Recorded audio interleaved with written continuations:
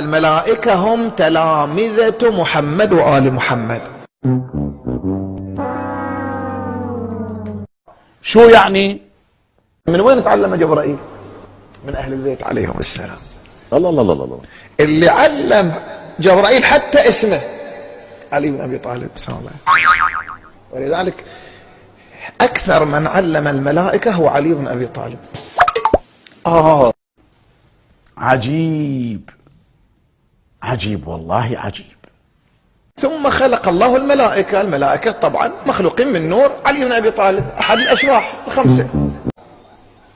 في الحرب انقطعت ايده وجابوها الى ابو الحسن، وجاء قال ابو الحسن قصت ايدي في الحرب. قال له بسيطة يا همداني، جيب ايدك. فوضعها علي بن ابي طالب على يده، خلاها وقرأ آيات ولصقت ايده. سبحان الله، قال لصقت ايدي. قال له يا ابا الحسن شنو قريت انت؟ ما اخذ لك دقيقة ولصقته. قال ويحك لم أقرأ إلا سورة الحمد. قرأت وركبت يدك.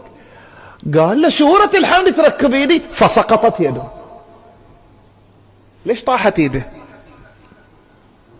ما عنده اعتقاد في علي بن أبي طالب، ما عنده اعتقاد في سورة الحمد. وقام الإمام علي وهدى ومشى. تعال ركبها يا أبا الحسن. قال له دور ربعك.